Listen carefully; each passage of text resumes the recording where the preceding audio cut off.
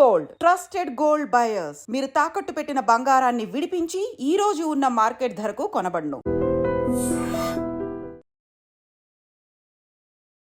కేసీఆర్ గారు అంత వీకా?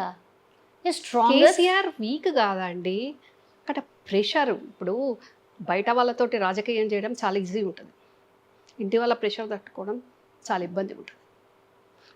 బయట రాజకీయం చాలా అవలీలగా అవతల పార్టీ వాళ్ళను వాళ్ళ ఎత్తులను చిత్తు చేసే వ్యూహాలు ఆయన దగ్గర ఉంటాయి. అంత స్టఫ్ సబ్జెక్టు అంత సత్తా ఆయన దగ్గర ఉంది, కానీ ఇంటి పూట తట్టుకోలేకపోతున్నారు. ఆయన మీద అంత ప్రెషర్ ఉంది, అంత ఇబ్బంది ఉంది ఆయనకు. ఓకే, సో పదవులు ఇవ్వడం ఇష్టం లేకపోయినా చచ్చినట్టు ఇవ్వాల్సి వచ్చింది, అంతే కదా?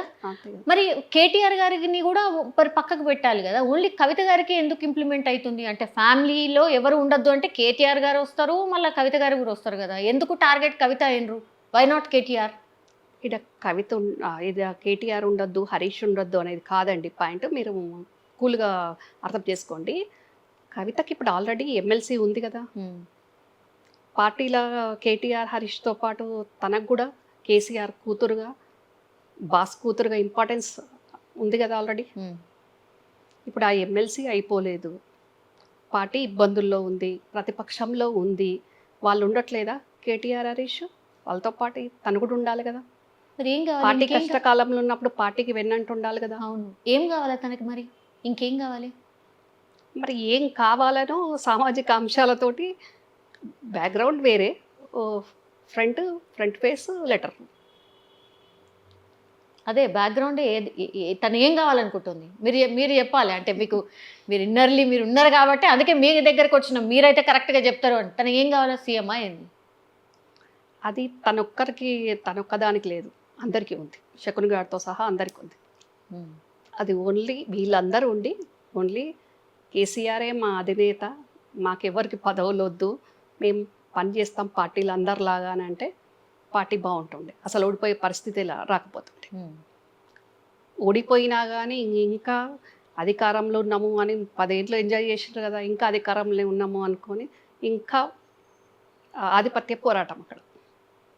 పోనీ ఇది వస్తుందని ఎక్స్పెక్ట్ చేసిండ్రా? కేసీఆర్ గారు అంత చాణక్యుడు అని అంటారు కదా, ఎక్స్పెక్ట్ చేయలేదా ఏంటి ఇట్లా వస్తుందని? ఏంటి ఇట్లా ఫ్యామిలీనే గొడవలు వస్తాయి, కవిత గారు ఇట్లా చేయబోతున్నారు అని ఎక్స్పెక్ట్ చేయలేదా? తన మనస్తత్వం తెలుసుగా. చేసిన మొన్నటి వరకు పవర్ ఉంది కాబట్టి వీళ్ళు బయట పడలేదు, వీళ్ళు చేస్తున్నారు అనేది ఆయనకు తెలియకేం లేదు. ఇప్పుడు అవతల పార్టీ నాయకులని వాళ్ళ ఎత్తులను చిత్తులు చేయగలిగే దురదృష్టం ఉన్న ఇతను వీళ్ళు ఇట్లా చేస్తారు అని అనుకుంటారు కదా. కాకపోతే అక్కడ సీఎం కాబట్టి అధికారం ఉంది కాబట్టి వీళ్ళు కొంచెం బయటపడలేదు. ఓకే, మళ్ళీ థర్డ్ టైం కూడా అధికారం వస్తుంది అనుకున్నారు, కేసీఆర్ గారు కూడా అనుకున్నారు, వీళ్ళు అనుకున్నారు, రాలేదు. రాకపోయేసరికి ఇంకా ఇప్పుడు 10 ఏళ్ళ పదవులు అనుభవించిన, అధికారం అనుభవించిన వాళ్ళు ఇప్పుడు ఆ అధికారం లేకపోయేసరికి ఆగమగమవుతున్నారు. ఇప్పుడు ఎవరికి పడరా? అంటే కేటీఆర్కి కవిత గారు పడరు, హరీష్ రావు గారికి కేటీఆర్ పడరు, కవిత పడరు, ఆ తర్వాత మీరు అంటున్నటువంటి సెక్ను అంటే సంతోష్ గారే కదా, ఆయనకు వీళ్ళు ముగ్గురు పడరా? ఎవరికి పడరా? అసలు ఎవరైనా ఒక్కళ్ళైనా కలిసిమెలిసి ఉంటారా అక్కడ? ఆ నలుగురు ఎవరు పడరు. అంటే ఎవరి ఇండివిజువల్ గేమ్ వాళ్ళదా? ఎవరి ఇండివిజువల్ గేమ్ వాళ్ళదే. పార్టీ కోసం పార్టీ పుట్టించి, పార్టీ కోసం కష్టంలో ఉన్నా లాభంలో ఉన్నా పార్టీ కోసం ఆలోచించట ఆయన పెద్ద ఆయన. ఆ తర్వాత ఇక వీళ్ళు ఎవరికి వాళ్ళు మా వర్గం, మా ఆరాటం, మా పోరాటం, మా ఆధిపత్యం ఇదే. రమ్మనంటే ఇప్పుడు కాంప్రమైజ్ అయ్యి ఉంటే తెలంగాణ భవన్ వేదికగానో మరి ఇంకా ఎక్కడికి వస్తారో వాళ్ళు పెట్టిన అంబేద్కర్ కాడికే వచ్చి మరి చెప్పాలి. నలుగురు శకున్ గారితో సహా కవిత, కేటీఆర్, హరీష్ వచ్చి కేసీఆర్ అధినాయకత్వంలో మేము పనిచేస్తాం, మాకేం పదవులు వద్దు, మేము పార్టీని బలోపేతానికి కృషి చేస్తాం, మాకు పదవులు అవసరం లేదు, మేము ప్రతిపక్షంలో ఉన్న ప్రజల కోసం పనిచేస్తాం అని వీళ్ళు ఒకే వేదిక లేకపోయినా ఒకే అంబేద్కర్ ముందు నిలబడి వీళ్ళు చెప్పగలుగుతారా? అస్సలు కలిసే పరిస్థితే లేదంటారు. ఇక అంటే ముదిరిపోయిందా, లేకపోతే అసలు ఇక కలిసే ఆస్కారమే లేదా? పరిస్థితే ఉంటే ఈ సిచ్యువేషన్ రాదు కదండి సౌమ్య గారు. కలిసే ఇప్పుడు పార్టీలో ఎవరో కార్యకర్తను ఎవరో అసంతృప్తున్న ఓ లీడరు లెటర్ రాసిండు కేసీఆర్కు అధినాయకునికి అంటే వేరు విషయం అది. అవునా కాదా? కూతురే రాస్తుందని ఎవరు అనుకోలేదండి. ఒకటి ఫస్ట్ హరీష్ రావు గారి మీదనే ఎప్పుడు ఉంటుండే, ఆయన పోతాడేమో, ఆయన ఏదో చేస్తాడేమో, ఇదే ఇదే ఇదే ఇదే ఎక్కువ మనం చూసినాం. అదంతా ఎవరు క్రియేట్ చేసిండ్రండి? శకుని వాడు క్రియేట్ చేసిండు. వాని గేమ్ గెట్ ఆన్ అవ్వడానికి, వాడు సేఫ్ సైడ్ ఉండడానికి, సేఫ్ జోన్లో ఉండడానికి ఎప్పుడు వాడు అట్లా క్రియేట్ చేస్తుండే కేటీఆర్కి, కవితకి. ఓకే, ఇప్పుడు సక్సెస్ అయింది కదా. ఇప్పుడు ఏందండి, ఎప్పటి నుంచో వాడు అనుకున్నట్టు ఒక్కొక్కరిని డీవియేట్ చేసుకుంటూ వాడు సక్సెస్ అవుతూనే ఉన్నాడు కదా. ఫస్ట్ నన్ను సైడ్ లైన్ చేసేసిండు, ఆ తర్వాత వాళ్ళతో ఉన్నట్టే వండుకుంటూ నటించుకుంటూ వాడొక్కడు కాదు, వాని ఫ్యామిలీ ఉంది.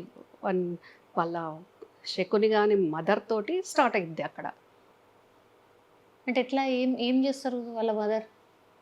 వాళ్ళ మదరు కవిత వాళ్ళ మదర్కి సిస్టర్ కదా. అవును. ఆమె కరీంనగర్లో ఉంటుంది. శశికళ దగ్గర రిమోట్ ఉంటుంది. ఆ రిమోట్ ఆన్ చేస్తే ఇక్కడ శోభ మూవ్ అవుతుంది. అసలు శోభ గారి రోల్ అసలు ఏమీ లేదనుకుంటారు కదండి జనరల్లీ. మీరు అసలు ఏమంటారు, బ్లాస్టింగ్ అనమాట. మీరు తను అసలు ఏమే ఉండదు, వెరీ కామ్ డౌన్, అసలు రాజకీయాలకి ఏం సంబంధం ఉండదు అని అందరికీ తెలుసు. మీరు చెప్తుంది చాలా డిఫరెంట్గా ఉంది. అది ఫ్యాక్ట్ సౌమ్య గారు, డిఫరెంట్ ఉండడం కాదు, అది ఫ్యాక్ట్. ఓకే, కన్న బిడ్డల శకుని సంతోష్ వాళ్ళ అమ్మ శశికళ. ఓకే, ఆమె ట్రాప్లో శోభ ఉంటుంది, శోభమ్మ. ఓకే, అక్కడ వాళ్ళు ఎట్లా అంటే ఇక్కడ అట్లా రన్ అవుతుంటుంది. సరే మ్యామ్, ఇక్కడ ఏంటంటే కన్న బిడ్డల మీదనే కుట్రలు చేస్తారా ఎవరైనా? తల్లి డౌట్. తల్లి కన్నబిడ్డ మీద కుట్ర చేయడం కాదండి.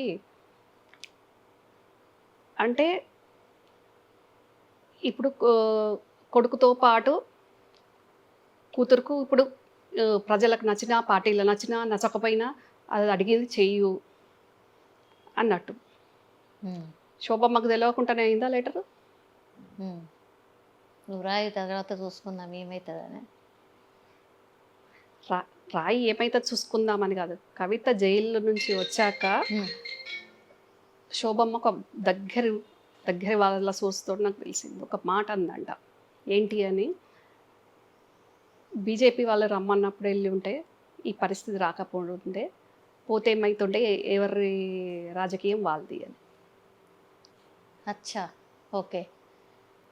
కవిత గారు ఎవరితోటో అన్నప్పుడు కూతురుతోటి కూడా అని ఉంటుంది కదా, ఆ సపోర్టే కదా ఇంకా లెటర్ రాయడానికి.